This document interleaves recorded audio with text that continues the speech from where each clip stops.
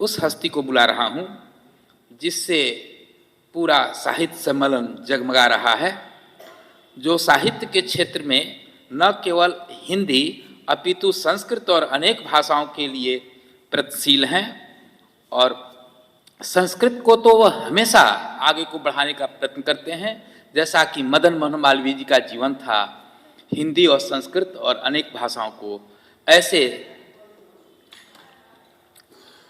हिंदी साहित्य सम्मेलन के अध्यक्ष डॉक्टर अनिल सुलभ जी से मेरा अनुरोध है कि अध्यक्षीय भाषण के लिए हम लोग के बीच में आए।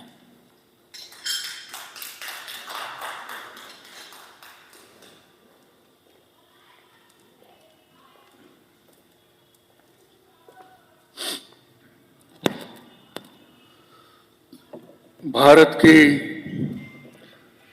3 महान विभूतियों को स्मरण करने के लिए आहूत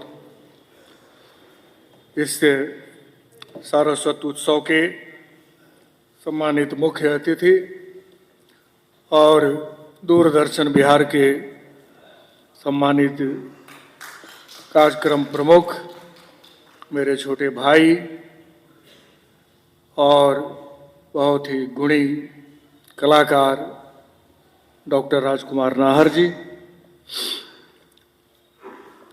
सम्मानित अतिथि श्री ओम प्रकाश झुनझुनवाला जी, डॉक्टर प्रकाश झुनझुनवाला जी, श्री उदय कुमार मन्ना जी, डॉक्टर पूनम आनंद जी, डॉक्टर पुष्पा जमुआर जी, चंदा मिश्र जी, मीरा श्रीवास्तव जी, कार्यक्रम के सुधी संचालक और संस्कृत के आचार्य डॉक्टर मुकेश कुमार ओझा जी तथा दीर्घा में प्रतिष्ठित आप सभी विदुषी देवियों और विद्वान सज्जनों,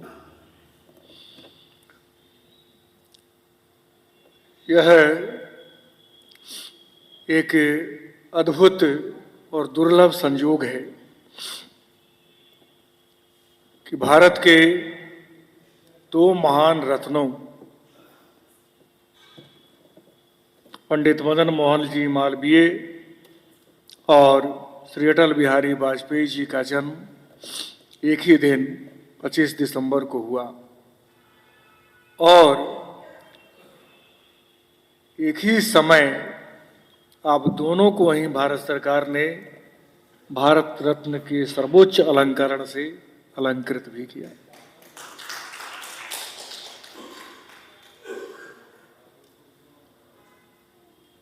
मालवीय जी सच्चे अर्थों में भारतीय आत्मा थे और यह उपाधि उन्हें महात्मा ने दी थी, राष्ट्रपिता महात्मा गांधी ने।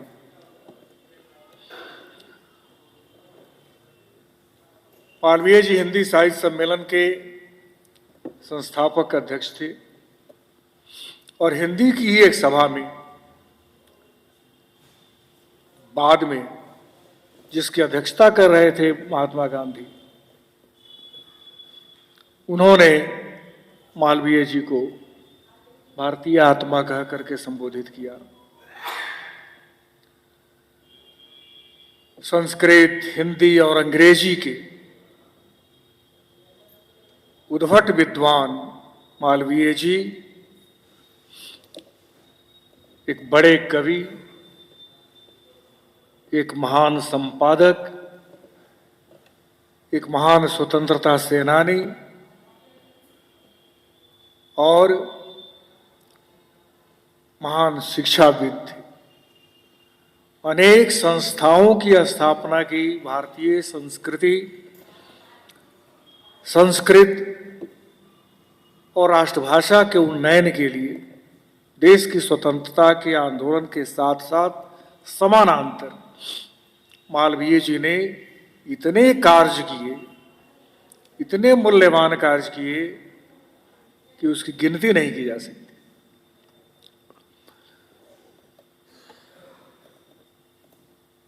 सबसे अधिक बार भारतीय राष्ट्रीय कांग्रेस के अध्यक्ष चुने गए,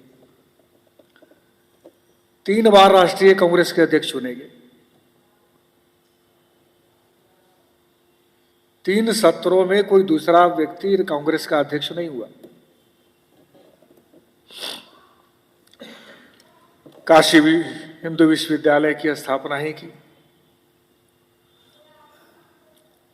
और एकदम फक्कड़ व्यक्ति, कुछ रखना नहीं है,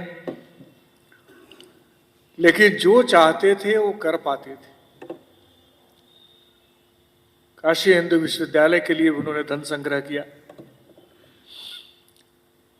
और शायद आप लोग जानते होंगे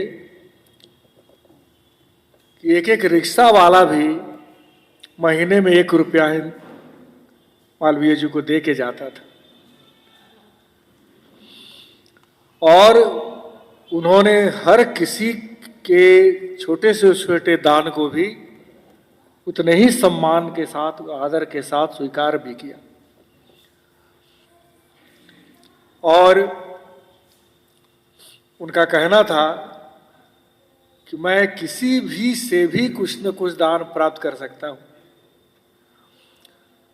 तो किसी ने उनसे कहा कि आप हैदराबाद के नवाब से अगर कुछ मांग करके ला दीजिए, तब मैं मान लूंगा कि आप सच्चे अर्थों में पंडित हैं और दान प्राप्त कर सकते। तो उनका ठीक है। बड़ी अच्छी कथा है। मालवीय जी हैदराबाद के नवाब के पास संदेश भेजा कि भेंट करने आना चाहता हूं। मालवीय जी तब तक बहुत ही ख्याति लब्ध हो चुके थे भारत में। आदरपूर्वक उन्होंने बुलाया भी। हैदराबाद के नवाब बहुत कंजूस माने जाते थे, किसी को दान वान देते नहीं थे। तो मालवीय जी ने कहा कि ऐसा ऐसा एक विश्वविद्यालय की स्थापना हुई है, उसमें आपकी सहायता अपेक्षित है। तो मालवीय, उनका नवाब का जो पुरानी आदत थी, साफ साफ मुकर गए कि अभी हालात बहुत खराब हैं, कुछ नहीं है, कुछ भी नहीं दे सकता। मालवीय ने कहा कि देखिए, आप समझते हो कि आप नवाब हैं तो आपसे बहुत कुछ लाखों करोड़ों की मांग की अपेक्षा में रख करके आए होंगे। ऐसी मेरी कोई अपेक्षा नहीं, आप कुछ भी दे दीजिए, जो आपकी इच्छा वही दे दीजिए। अब वो कह रहे हैं कि नहीं, कुछ नहीं दे सकता हूं। मालवीय जी, आप बात क्यों नहीं समझ रहे हैं? वे कहते थे कि आप मेरी बात क्यों नहीं समझ रहे हैं? मैं आया हूं, आप जो भी दे सकते हो वही दे दीजिए, मुझे उसको आदरपूर्वक स्वीकार करने में कोई भी संकोच नहीं होगा। तो इस बार नवाब से गुस्से में आ गए, अपनी जूती निकाली, तो लीजिए जूती, यही मैं दान करता हूं आपके लिए। अब आप खुश हैं? हाँ, एकदम खुश हूं नवाब साहब। जूती को उन्होंने उठाया, सम्मानपूर्वक अपने झोले में रख लिया। कुछ दिनों के बाद एक खबर छपी कि नवाब की जूती फला तारीख को नीलाम होगी। अब तो जैसे नवाब को खबर पहुंची, वो तो काटो तो खून नहीं। तो लोगों ने, उनके वजीरों ने कहा, कि भाई बुलाइए मालवीय जी की, अपनी इज्जत बचाइए, नहीं तो भरी आपकी सभा में आपकी इज्जत नीलाम हो जाएगी। बुलाया उन्होंने आदरपूर्वक।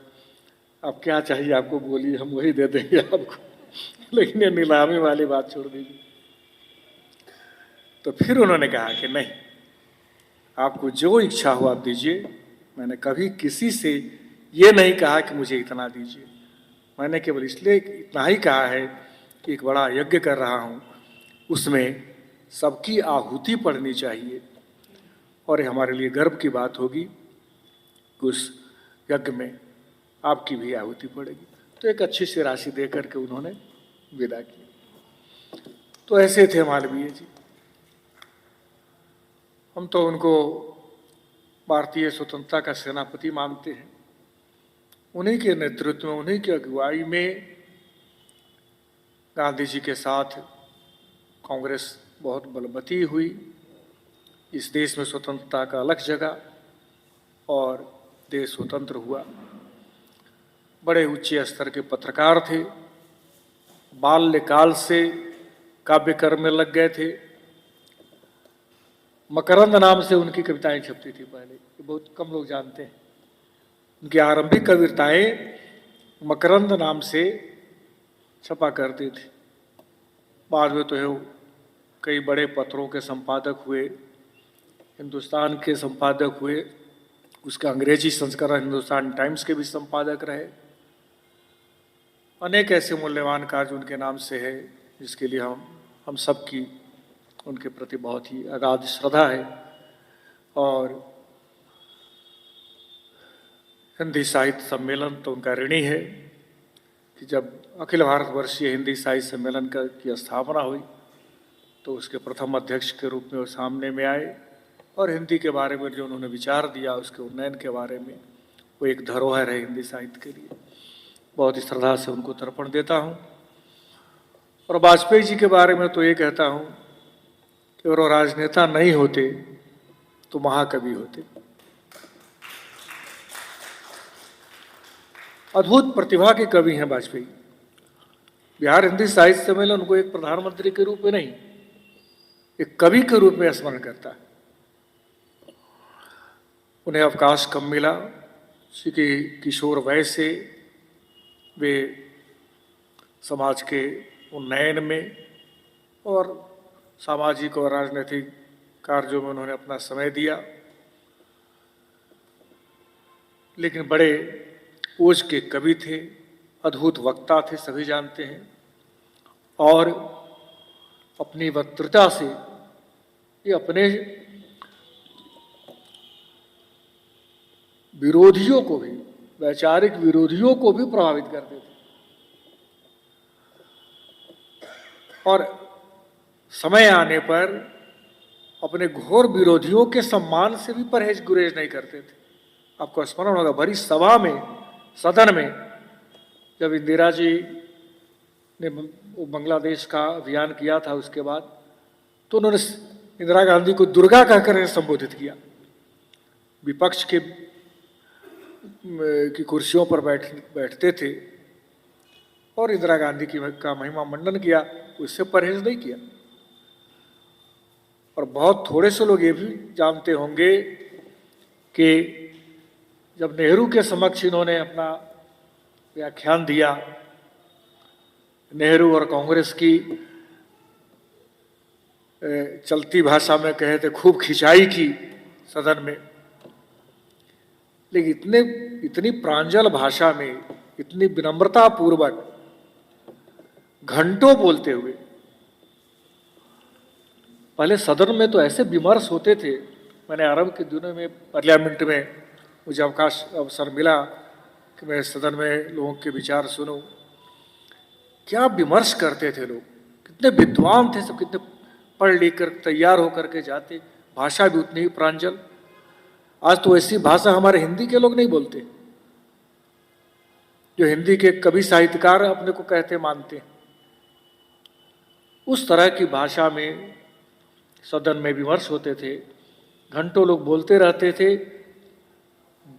दूसरे पक्ष का कोई व्यक्ति बीच में एक खड़ा होकर के कोई व्यवधान नहीं डाल सकता था। अगर कोई वक्ता अगर कुछ आपत्तिजनक बात कही भी है तो उसको लिख कर के रखते थे और उत्तर देते समय दूसरे पक्ष का कोई भी नेता वो बात रखता था अपनी। लेकिन आज का दृश्य दूसरा है। तो नेहरू जी ने उनका वक्तव्य सुनने के बाद लॉबी में वाजपेयी जी को कहा बुलाकर कि आपने मुझे प्रसन्न कर दिया अपने व्याख्यान से, मैं तो आप में एक प्रधानमंत्री की छवि देखता हूं। मैं ईश्वर से प्रार्थना करूंगा कि कभी ऐसा समय आए कि आप प्रधानमंत्री हो भारत के। देखिए उस समय के लोग कैसे थे। नेहरू की के प्रतिपक्ष में व्याख्यान दिया है वाजपेयी जी ने, और नेहरू से उनकी प्रशंसा भी कर रहे हैं और आशीर्वाद भी दे रहे हैं कि आप प्रधानमंत्री बनिए। नेहरू की भविष्यवाणी सिद्ध हुई, वाजपेयी देश के प्रधानमंत्री भी हुए। पहली बार संयुक्त राष्ट्र संघ में हिंदी में व्याख्यान देकर के हिंदी का ध्वज लहरा दिया। तो अद्भुत व्यक्तित्व थे, उनको भी सादर प्रणाम करता हूँ। बेनीपुरी जी को तो कलम का जादूगर ही हम मानते हैं। ये एक अग्नि पोषक साहित्यकार थे, क्रांतिधर्मी साहित्यकार थे। उनका पूरा जीवन पहले स्वतंत्रता आंदोलन में और फिर स्वतंत्रता के पश्चात सामाजिक आंदोलन में उनका संपूर्ण जीवन व्यतीत हुआ। और जिस अग्नि को पोषण उन्होंने अपने हृदय में किया, उस अग्नि को कलम में उड़ेला शाही के रूप में, और उससे जो रचनाएं प्रकाशित हुई आई प्रकाश में, वो साहित्य की धरोहर है। आज स्वतंत्रता आंदोलन के समय में उन्हें लगभग 9 वर्षों तक जेल में रहना पड़ा। अलग अलग जेलों में 9 वर्ष उन्होंने जेल में बिताए, कारा में बिताए। लेकिन उस कारा जीवन को भी, कारा को भी उन्होंने साहित्य की तपस्थली बना दिया। वो जब जब कारा से निकलते थे, उनके हाथ में कुछ न कुछ पांडुलिपियां होती थी पुस्तकों की, जिन पुस्तकों की चर्चा बराबर होती है, गेहूं और गुलाब,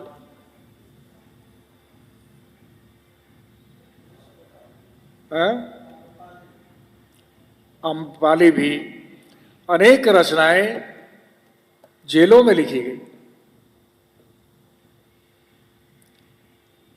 स्वतंत्रता के बाद वो निर्दलीय चुनाव भी लड़े। दल की सीमाओं से वो बंधना नहीं चाहते थे, या उन्हें वो रास नहीं आ रहा था। विधायक भी रहे और बिहार हिंदी साहित्य सम्मेलन के अध्यक्ष भी रहे। ये बिहार हिंदी साहित्य सम्मेलन के भवन का निर्माण का अंतिम कार्य, या यूँ कहे कि निर्माण कार्य पूरा हुआ बेनीपुरी जी के ही कार्यकाल में, तो वो अध्यक्ष थे। और उनका साहित्यिक जीवन सभी आप जानते हैं, अत्यंत मूल्यवान रहा भारत के लिए, हिंदी साहित्य के लिए। वे एक आदर्श लेखक के रूप में जाने जाते हैं, और हमारे विद्वान समालोचकों ने उन्हें कलम का जादूगर कह करके आदर दिया है। मैं उनको बहुत ही श्रद्धा से तर्पण देता हूँ और आप सबके प्रति साधु भाव प्रकट करता हूँ।